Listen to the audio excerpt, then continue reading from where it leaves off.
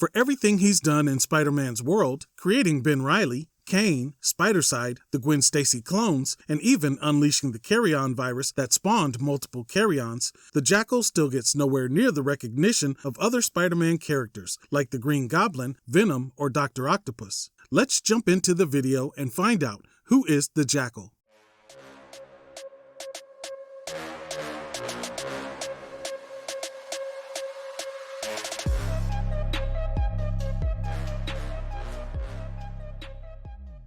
Miles Warren grew up surrounded by science, but unlike his brother, who chose a quiet, grounded life teaching biology at Midtown High, Miles' ambitions stretched far beyond the classroom. After securing his PhD in biochemistry, he ventured to Wundagore Mountain to work under Herbert Wyndham, the High Evolutionary. There, his brilliance in genetics and cloning quickly made him an asset. Unlike the Evolutionary's typical new men, who always bore traces of their animal origins, Miles achieved a breakthrough. He created two new men so convincingly human that they defied precedent. The accomplishment ignited envy and unrest among the Evolutionary's followers. Matters worsened when a Jackal he had created developed a fractured, violent psyche and escaped. The incident was the final straw, and the Evolutionary cast Miles out. He remained in the region, married a woman named Monica, but his devotion to his research eclipsed everything, leading to his wife taking the kids and leaving. The Jackal man he had created, jealous of the domestic life Miles enjoyed, stalked his family from the shadows. Its envy culminated in tragedy when it caused the car accident that killed Miles' wife and children. Devastated and furious, Miles directed his blame toward the High Evolutionary. He returned to Wundagore to confront his former mentor, then departed with the faction of new men who still revered him, vowing to refine their humanity. He spent his summers among the new men, but the rest of the year he lived in Manhattan, teaching at Empire State University. It was at ESU that he first crossed paths with Peter Parker and where he first laid eyes on Gwen Stacy. The reaction was immediate and unsettling to Miles. He tried to smother it under the guise of paternal instinct, convincing himself she stirred the ache left by his lost children. But that was the lie he told himself to stay sane. Beneath the rationalization was something far darker, a creepy fixation that was neither noble nor innocent. Then, Gwen's death at the hands of the Green Goblin shattered what remained of Miles' emotional stability. His grief twisted into obsession. Inspired by his assistant Anthony Serba's successful cloning of a frog, Miles plunged into the forbidden realm of human cloning. He gave Serba samples of Peter Parker and Gwen Stacy, telling him that it was rat DNA to clone. But when they began to develop, Serba learned the truth and confronted Miles. Panic overtook Miles, and in that moment of fear, Miles accidentally killed him. The horror of what he had done shattered his psyche.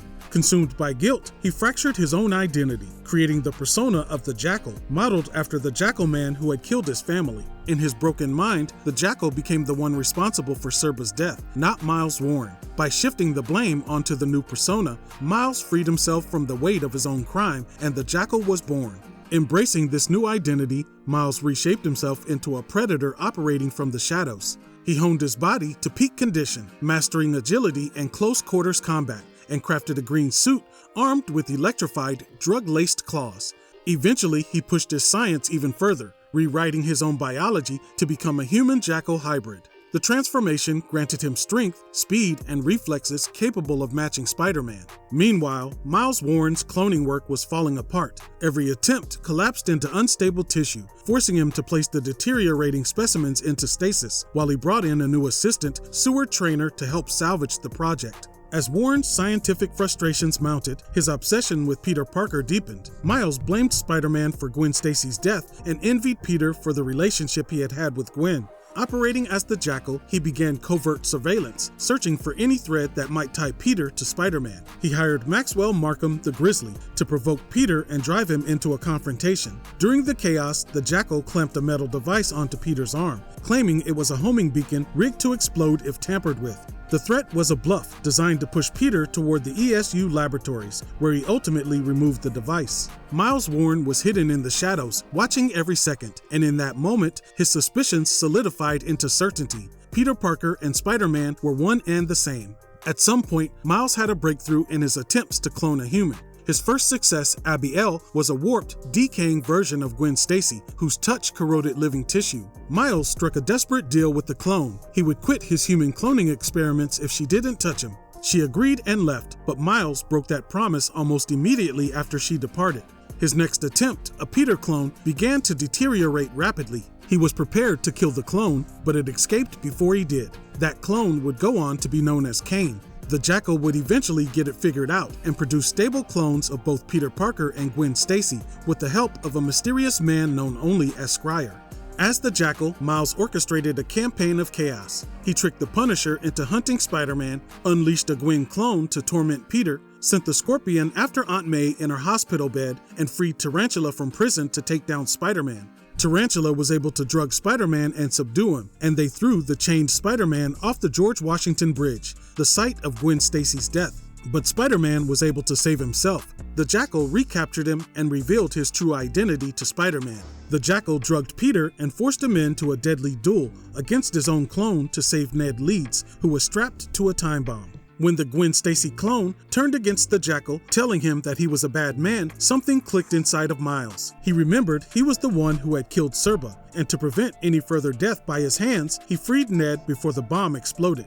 The Jackal was caught in the explosion and seemingly died. But the Jackal that was killed in the explosion was a clone, and the true Jackal survived to continue tormenting Spider-Man. Now this is where the Clone Saga turns into a labyrinth. Spider-Man and his clone were caught in the blast, buried under rubble and unconscious. The Jackal ran tests to determine which one was the true Peter Parker. Once he identified the original, he injected him with a drug that slowed his heartbeat to near zero, a perfect simulation of death.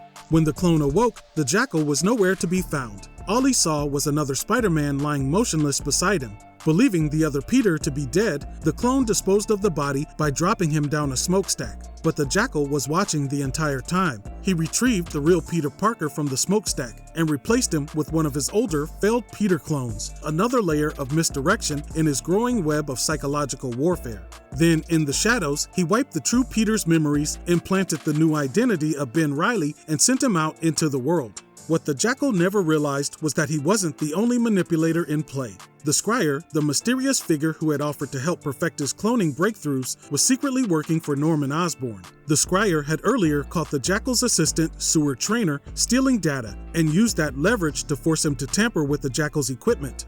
The test had been recalibrated, so the real Peter Parker would read as the clone, and the clone would read as the original. The result, the Jackal unknowingly implanted the Ben Reilly identity into the clone, while the true Peter Parker remained alive, unchanged, and still Spider-Man.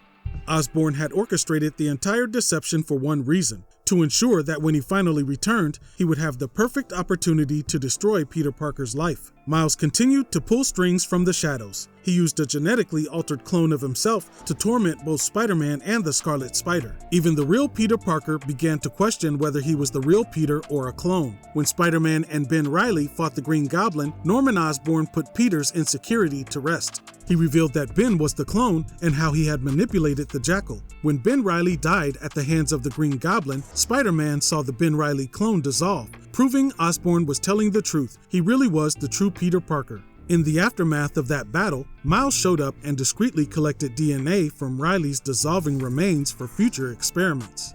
Miles would later re-emerge as the Professor. He appeared older, more calculating, and physically diminished. He helped Hammerhead rise in the criminal underworld after Kingpin's downfall, only to betray him and seize control of the organization from within federal prison.